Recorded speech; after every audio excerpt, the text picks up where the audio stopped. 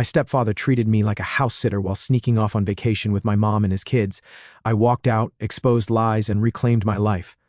So I'm a 16-year-old guy, and I'm in high school right now. My mom got married to my stepdad, Eddie, 2 years ago. My mom is 40, and he's 42 years old. My parents never got married. I was actually the result of a really short fling after college that they thought would end in a couple of months, but then my mom got pregnant, and she did not want to terminate it, so she had me. My dad also wanted to be a part of my life, so they have shared custody of me, and I switch homes every month. I spend the year alternately, with my mother and my father, splitting my time equally between them.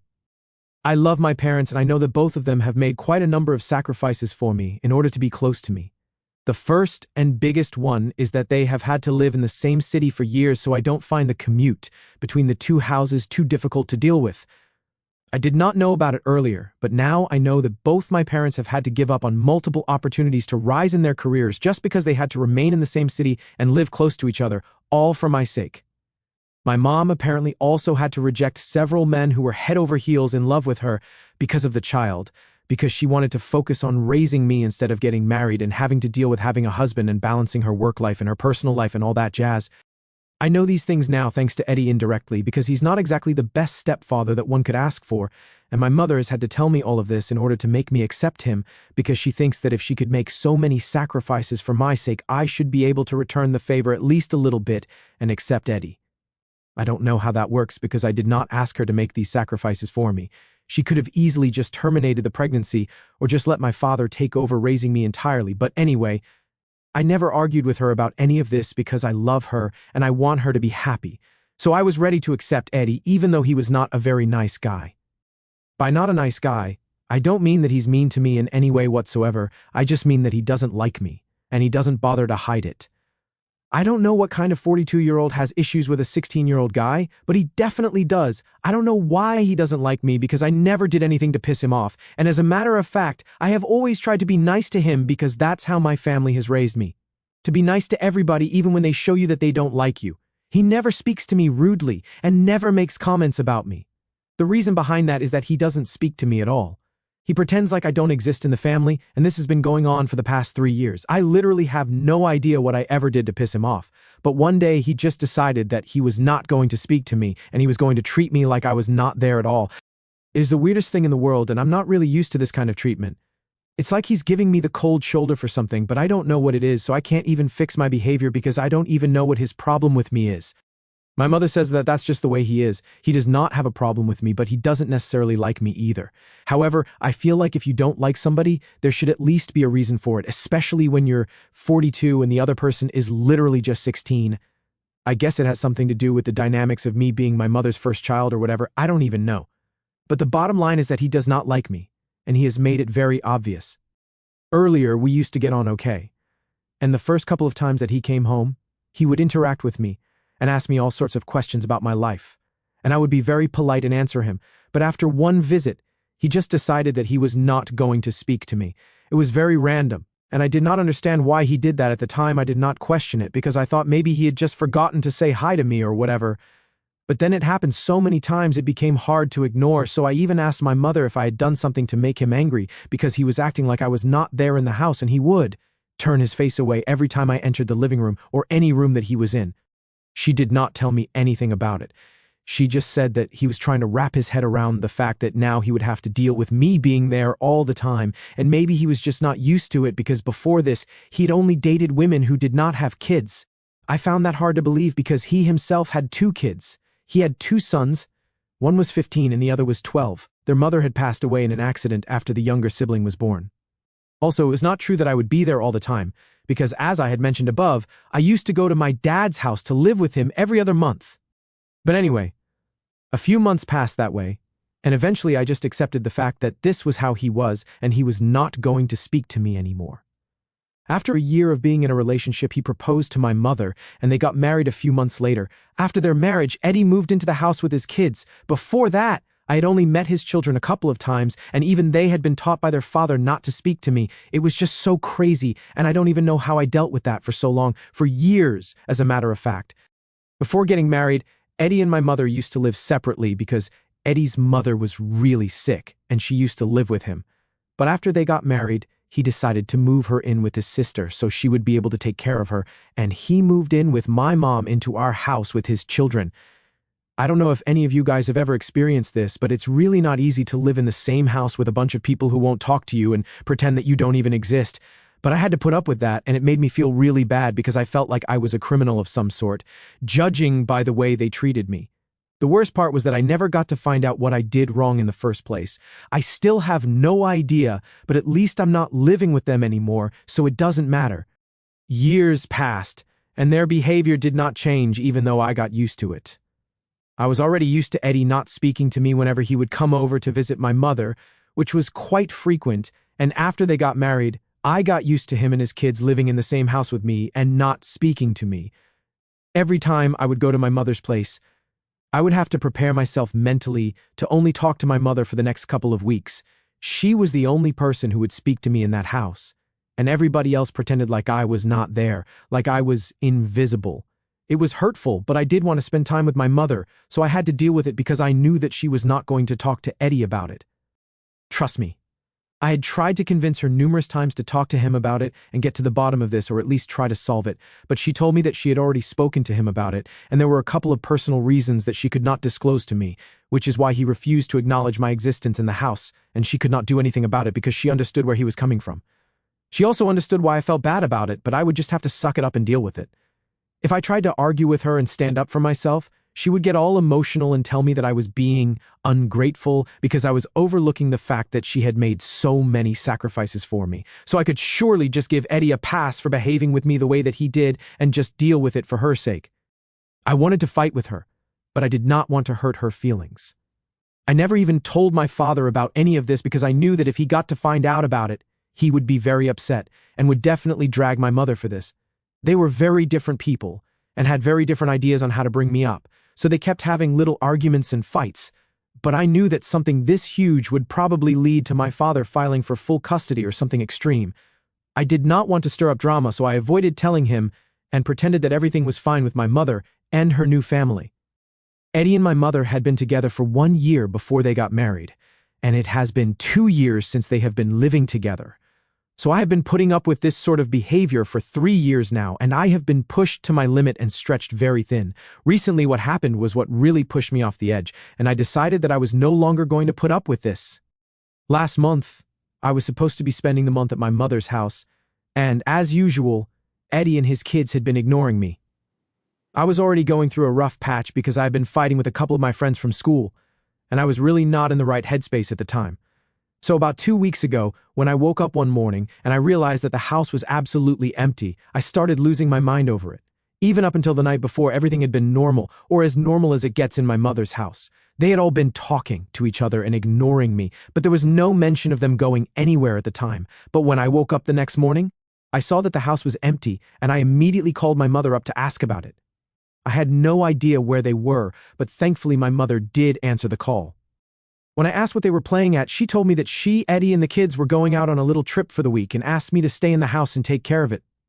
I'm on summer break right now, so I don't have school and I don't really have to go anywhere, but I don't think it's appropriate to leave me at home all by myself and expect me to act like a watchdog.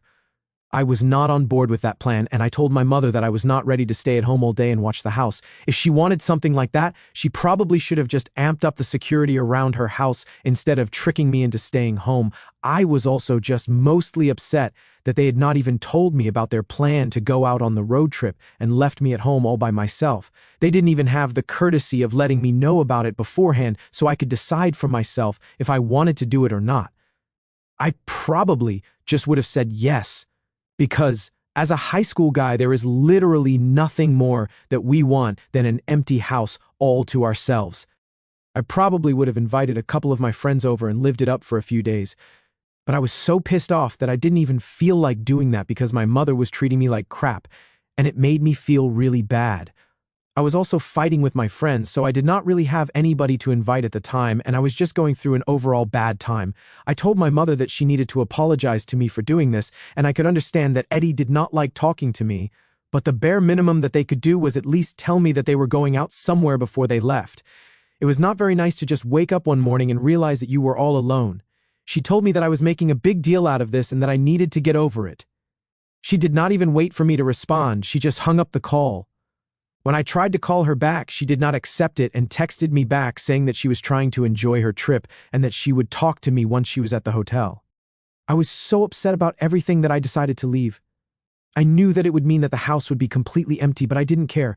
I had tried to call my mother after that to let her know that I was leaving, but she did not answer my call, and everything went straight to voicemail. So I locked up the house and kept the keys of the house under a potted plant, which my mother usually does when she leaves, and then I went over to my dad's place to live with him. Once I got there, he was actually surprised to see me back so early because he had expected me to return. After 1 week since I was supposed to be living with my mother until the end of the month, but I had had enough. So I just came back to him, and I ended up telling him everything that had been going on. I told him all about Eddie and his ridiculously heavy silence around me and how he had even trained his kids not to talk to me. I felt like I had done something wrong, but I didn't even know what, and it was getting on my nerves.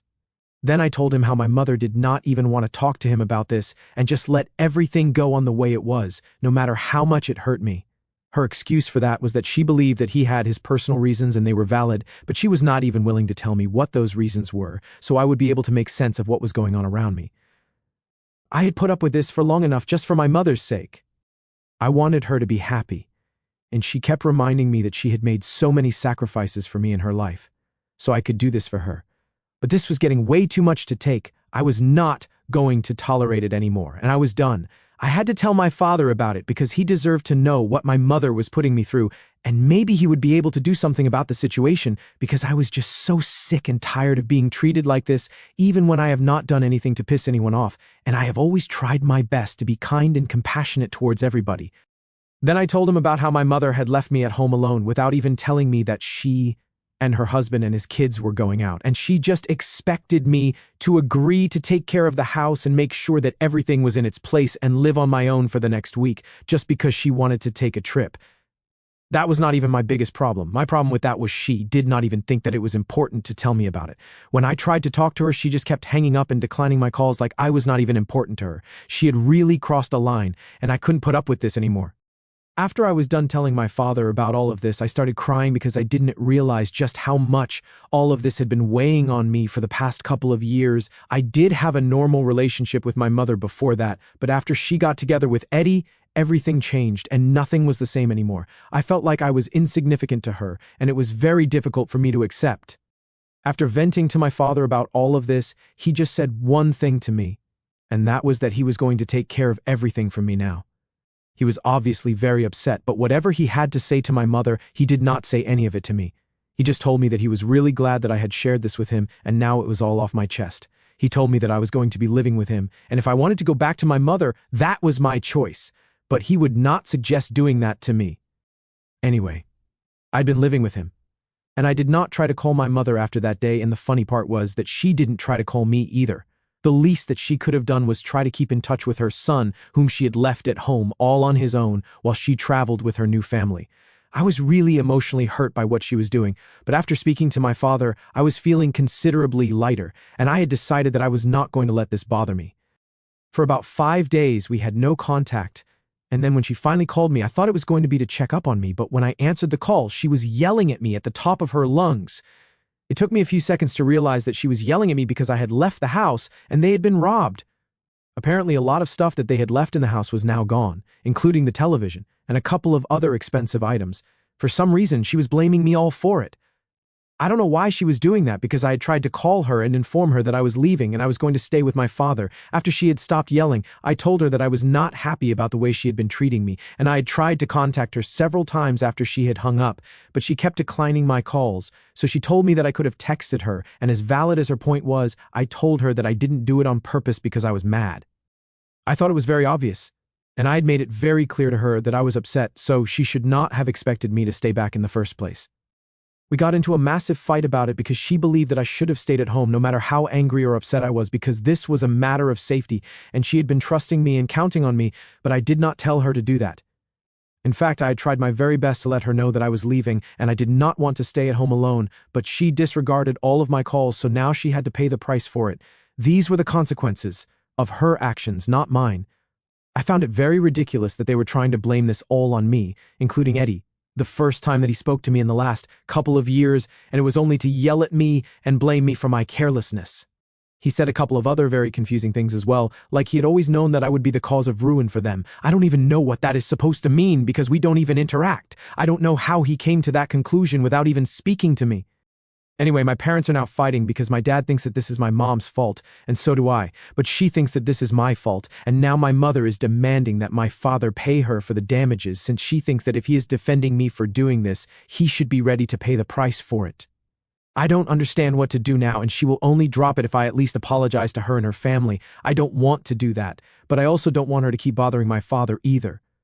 ITF for leaving my mother's house unoccupied to go live with my father because she and my stepdad left me home alone to go on a trip with his family without even bothering to inform me. Update 1. So it's been 2 weeks since the incident, and a lot of things have come to light since then. First of all, I was finally able to figure out why Eddie hated me so much. Apparently, as it turns out, when they had first started dating, Eddie had asked my mother if he could bring his mother over to live with them. My mom had said no, because she was not comfortable with the idea of them moving in together so soon, and definitely not okay with the idea of her mother-in-law, who was ailing, to come live with her. She thought that it would be too much work for her and was not up for it, even though Eddie had made it very clear that she had a full-time nurse to look after her, and she just needed people to be around for her emotional needs.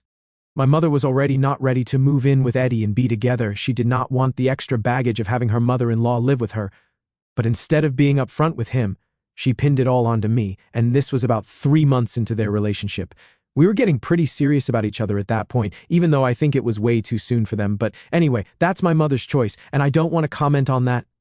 She had basically lied to Eddie and told him that she would be okay with him moving in with her and bringing his mom and kids along to live with us, but she was not sure if it was such a good idea because of me.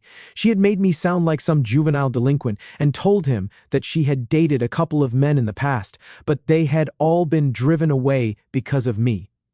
Apparently, I terrorized her boyfriends because I wanted to protect her and keep everybody away since I still believed that I could reunite my parents, and she did not want to break my heart. She also did not want Eddie's mother to suffer because of me, because she had told him that I had a lot of comments to make about his family. She had told Eddie that I had referred to his mother as a useless burden on the family, and I had told her that if she moved in with us, then I would make sure that she suffered for it, something that I would never say because that's just not me, and I know how insensitive it is. And apparently, I had referred to his kids as little evil goblins who were going to ruin our family. Obviously, after that, he had stopped interacting with me at all because he did not want anything to do with me. He had actually believed my mother even though I had always acted very normally around him, and he had no reason to believe her. I found out about it a couple of days ago since Eddie had been pushing my mother to disown me and cut all ties with me because of what I had done and thought that it was about time. But she did not want to do that, so she finally had to come clean to him. Now they are living separately because Eddie could not believe that he had been treating me so badly over a bunch of lies that my mother had fed him just because she was too afraid to tell him the truth, that it was she who was against having his sick mother live with them and not me. In that email, he even mentioned that he would not have had an issue if my mother had been honest with him and told him that she did not have the bandwidth to deal with a sick person in the house, and he would have just spoken to his sister and made sure that they took turns taking care of their mom, but she chose to lie to him and made up such a horrible story about me that he believed and kept mistreating me. He sent me an email to apologize to me for everything that he had put me through and hoped that I would forgive him. I have not responded to it yet because I don't know how to feel about any of this right now, and I just want to keep my head clear and not think about any of this at the moment. But anyway, that's why he had been mistreating me for so long, and my mother had been allowing it. And in fact, it had been working out in her favor perfectly, and she had been feeding him all sorts of lies about how I kept getting in trouble at school, and he never even questioned it because he trusted her blindly. We never spoke, so he never found out that I was actually quite a normal guy, and that kept my mother's cover from getting blown. She is one twisted lady, I have to say. My father is now filing for full custody after we got to know all of this, and my mother is devastated because she claims that she loved us and wanted us to be a happy family together, but I'm sorry. You can't have a happy family on your own terms and ruin everybody else's life. Update 2. So my dad is stepping up big time. He's actually going for full custody of me, but that's not all. Eddie, who's my mom's current husband, has also decided he's had enough, and he's filing for divorce. I only found out about all of this because my mom started freaking out and sent a barrage of messages to my dad, practically begging him to intervene with Eddie to try and fix things because she's terrified of losing all of us. It's pretty wild when I think about it. After everything that's happened, after all she's done, she's still expecting us to just jump in and help her sort her life out. Honestly, it blows my mind. For years, she's been okay with me being treated really badly, and now she wants favors. Here's the deal. She's been lying about me to her husband for years. I mean, making stuff up that made him and his family really dislike me. I was always the odd one out, and I never really knew why until I figured out she was behind it. It's like, imagine your own mom, who's supposed to protect and support you, is actually the one making your life tough. I wouldn't wish that on anyone. It's just brutal. So I've been stuck in this loop, right, trying to understand what I did to make her husband and his whole family have it out for me. It's like walking on eggshells all the time, never knowing when I'm going to be blamed for something new, or when another lie is going to come out. And through all this, my mom, she's just focused on herself, not caring about how all this chaos is affecting me. I finally had to take a massive step for my own sanity. I blocked her on everything. Phone, social media, you name it. I just can't have her in my life right now, not with all this toxicity. I need space to breathe, to figure out who I am without her drama clouding everything. It's weird though, because I always loved her, despite everything, she's my mom. I tried so hard to make her happy, thinking maybe if she was happy, things would get better at home. Maybe she'd stand up for me or at least stop the lies. But that was a one-way street. She was all about her happiness, her life, her needs. It never really crossed her mind to consider what her actions were doing to me, her own kid. So now here we are. I've spent years, literally years, putting her happiness first, thinking it would fix things, but I've hit my limit. I'm done sacrificing my well-being for her sake. It's time to look out for myself. Both of us, me and my mom, we were on the same page about one thing, her happiness, but not anymore. I'm stepping off that page. It's time to start a new chapter, one where I get to decide what's best for me without her weighing me down. And with my dad stepping up, things might finally start looking up. He's pushing for custody, and that could mean a whole new beginning for me. It's a lot to process, and it's going to be tough, but at least I'm moving in the right direction. Meanwhile, my mom's scrambling to keep her world from falling apart, reaching out to my dad to fix her mistakes, but some things you just can't fix. This might be one of those things. It's a mess, but it's a mess she made, and I'm just trying to find my way out of it without getting pulled back in. Update 3. So the big news around town, and basically the main gossip among everyone I know, is that Eddie has officially filed for divorce from my mom. It's like, wherever you go, that's all anyone seems to be talking about. My entire family and even some friends my parents both knew are all buzzing about it. It's a bit overwhelming, to be honest. Now, about how my mom's handling this whole mess, she's taken to social media, posting all these super sad quotes and stuff. It's like every day there's a new gloomy post. My cousins keep texting me these screenshots of her posts, and it's just weird to see. I think she's trying to get sympathy or something, but it's not really working. It kind of feels like she's just putting on a show, And honestly, I don't think posting sad quotes is going to fix anything. She's messed up. It's like she's dug herself this huge hole with her actions, and now she's got to deal with the fallout. Update on the family situation. My dad now officially has full custody of me, which is pretty huge. The whole custody battle was intense. It's been a few months of back and forth. My mom really put up a fight to keep custody, probably because she knew how bad it looked with the divorce and all the stuff she had done. Despite her efforts, with all the evidence we had about the stuff she put me through, she didn't really stand a chance of winning custody. But credit where it's due. Her lawyer was pretty crafty and managed to stretch the case out for a couple of months, making everything drag on longer than it needed to. But now, with the custody settled, I don't have to go see my mom unless I want to, which is a relief. My dad being the custodial parent means he's basically the main guy looking out for me, and he's doing a great job. My mom got some visitation rights in the end, but I'm not sure what to make of them right now. I just feel like I don't want to see her or talk to her. Maybe that'll change one day, but for now, I'm just really not interested in any visits. Life with my dad has been pretty stable and actually pretty happy. It's like a weight has been lifted, and I can just be a normal kid again. I've been reconnecting with my friends, mending some friendships that got a bit strained with everything that was going on at home. It's nice to just hang out with them without all this heavy stuff clouding everything. Looking ahead, I'm feeling pretty hopeful. It's like I can finally start moving on from all the drama that's been my life for the past few months. I'm looking forward to just normal everyday stuff, hanging out with friends, spending quality time with my dad, and maybe even picking up some new hobbies or interests. Just living a life without constant stress and tension is something I'm really grateful for now. So that's the full update. Life's taking a turn for the better, And while the whole situation with my mom is sad, I'm ready to focus on the positive changes and the good things that are happening. Moving on feels good, and I'm just going to take things one day at a time, enjoying the peace and stability I have now.